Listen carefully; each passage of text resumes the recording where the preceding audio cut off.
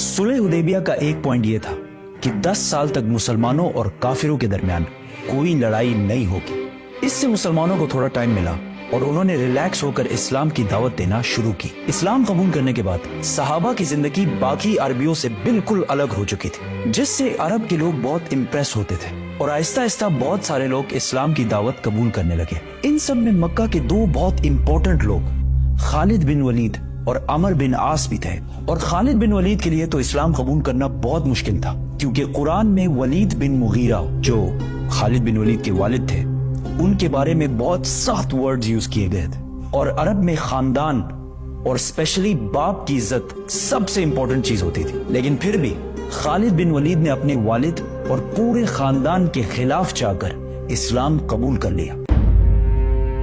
आहिस्ता आहिस्ता इस्लाम फैलता गया और रसूलुल्लाह सल्लल्लाहु अलैहि वसल्लम ने एक एम्बेसडर रोमन एम्पायर की तरफ भेजा। लेकिन इस एम्बेसडर को गस्सानी किंगडम ने बहुत ही बुरी तरह कत्ल कर दिया। ये गस्सानी किंगडम अरब और रोमन एम्पायर के बिल्कुल बीच में था और ये गस्सानी किंगडम रोमन एम्पायर का एक वेसल स्टेट था। वेसल स्टेट मतलब एक पपेट स्टेट। गस्सानी किंगडम का एम्बेसडर को मारना जंग के ऐलान जैसे था। और सिर्फ उस जमाने में नहीं, बल्कि आज भी यूएन चार्टर्स में एम्बेसडर को मारना सबसे बड़े क्राइम्स में से एक है। रसूलुल्लाह सल्लल्लाहु अलैहि वसल्लम को जब पता चला तो उन्होंने फौरन 3000 लोगों की फौज जमा की और रोमन एम्पायर पर हमले का फैसला किया।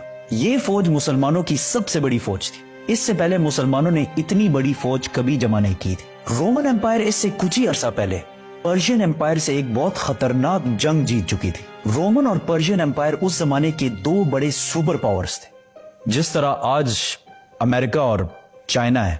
और इस जंग में कौन जीतेगा ये कुरान ने इस जंग के खत्म होने से पहले ही बता दिया था। ये भी बहुत जबरदस्त स्टोरी है, तो सब्सक्राइब। ये रोमन एम्पायर का पीक दौर था। इससे पहले अरबों ने रोमन एम्पायर पर कभी भी हमला नहीं किया था और रोमन एम्पायर से जंग करना बिल्कुल सुसाइड समझा जाता था। जब अरबों को पता चला कि सिर्फ 3000 मुसलमान रोमन एम्पायर पर हमला कर रहे हैं, तो उन्होंने बहुत मजाक उड़ाया और कहा कि इन 3000 में से एक भी बंदा जिंदा बचकर वापस नहीं आएगा और रोमन एम्पायर इसके बाद मदीना पर हमला करके मुसलमानों को खत्म कर देगा। रसूलुल्लाह सल्लल्लाहु अलैहि वसल्लम ने इस फौज का लीडर ज़ैद बिन हारिसा रज़ियल्लाहु तआला अन्हु को बनाया। इस्लाम से पहले ज़ैद बिन हारिसा को रसूलुल्लाह सल्लल्लाहु अलैहि वसल्लम का बेटा माना जाता था और बाकी फौज को बताया कि अगर ज़ैद बिन हारिसा शहीद हो जाए तो तुम्हारा नेक्स्ट लीडर जाफर बिन अबी तालिब होगा, जो हजरत अली रज़ियल्लाहु तआला अन्हु के भाई थे। और अगर जाफर भी शहीद हो जाए तो तुम्हारा लीडर अब्दुल्ला बिन रवाहा होगा। और इन्हें कहा उस जगह पर जाओ जहां इन्होंने हमारे एम्बेसडर को शहीद किया था और इन्हें इस्लाम की दावत दो। अगर ये लोग इस्लाम कबूल ना करें, सिर्फ और सिर्फ तब इनसे लड़ाई करना। और हाँ, किसी बच्चे, बूढ़े या औरत को अंडर एनी सर्कमस्टांसेस नुकसान नहीं पहुंचाना और दरख्तों को भी नहीं काटना।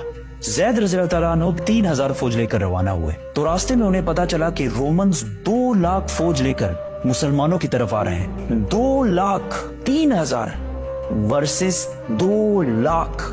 इस एनिमेशन को देखें, इससे थोड़ा अंदाजा होगा कि इन दो फौजों में कितना बड़ा डिफरेंस था। ये है एग्जैक्टली 3000 लोगों की फौज और इसके सामने ये है 2 लाख लोगों की फौज।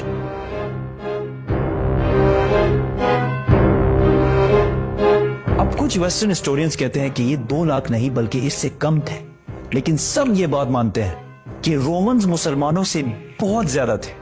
मुसलमानों के एक ग्रुप ने सोचा कि हमें मदीना से और फौज का इंतजार करना चाहिए, लेकिन मुसलमानों के तीसरे जनरल अब्दुल्ला बिन रवाहा ने कहा कि हम जंग या जीतेंगे और या शहीद होंगे, जंग छोड़ के जाने वाला कोई ऑप्शन नहीं है। तो यहां मुसलमानों ने एक जबरदस्त प्लान बनाया।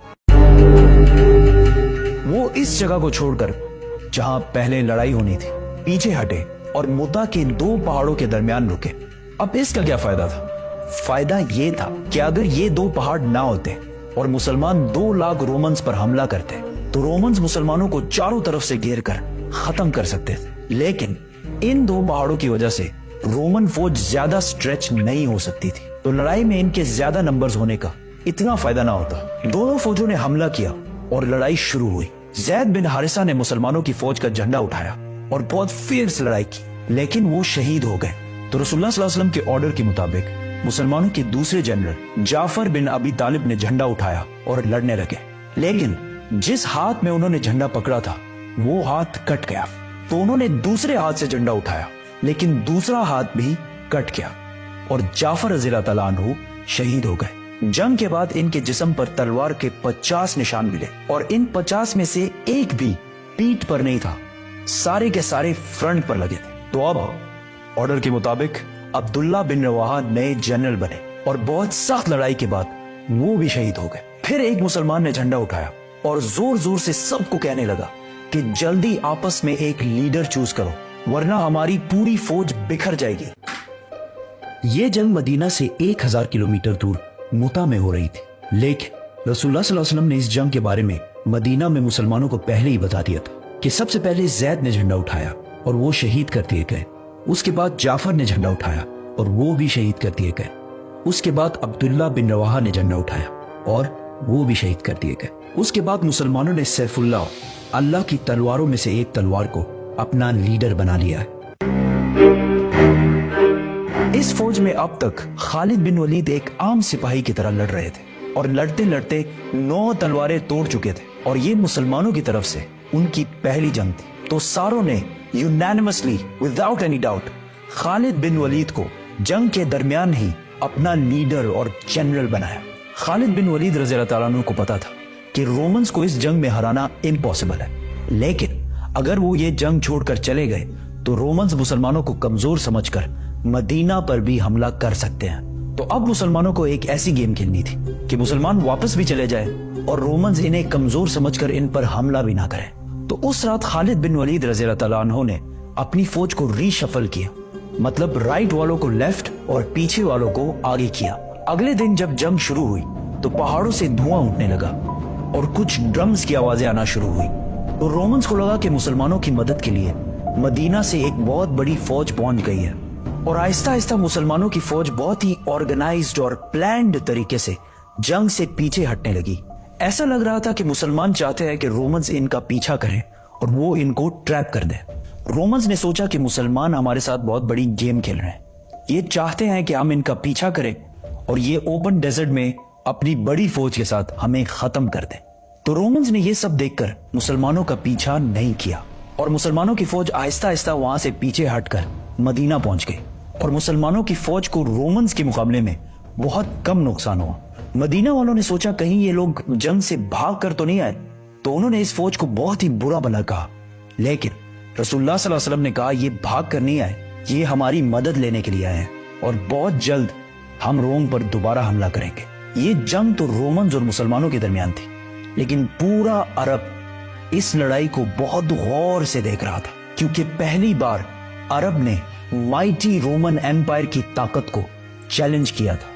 तो जब उन्होंने देखा कि 2 लाख फौज से लड़ने के लिए सिर्फ 3000 लोग गए और ठीक ठाक वापस भी आ गए, तो ये अरब की तारीख में बहुत ही इम्पॉसिबल काम हुआ था, जिससे बाकी अरब के दिलों में मुसलमानों के लिए बहुत इज्जत पैदा हुई। और अरब के वो कबीले जो हर जंग में खंदक, बदर, ओहद में मुसलमानों के हमेशा खिलाफ होते थे, जंगे मुता के बाद इस्लाम की तरफ आने लगे और मदीना की ये छोटी सी रियासत आहिस्ता आहिस्ता हर तरफ फैलने लगी। अब यहाँ कुछ हिस्टोरियंस कहते हैं कि रोमन्स इतनी छोटी फौज से जंग सिर्फ इसलिए हारे क्योंकि रोमन एम्पायर कुछ साल पहले पर्शियन एम्पायर से जंग के बाद बहुत कमजोर हो चुकी थी। उस जंग में पर्शियन एम्पायर ने रोमन एम्पायर को बिल्कुल तबाह बर्बाद कर दिया था, लेकिन उसी टाइम कुरान के सूरह रोम में कहा गया था कि ये जंग पर्शियंस नहीं रोमन्स जीतेंगे।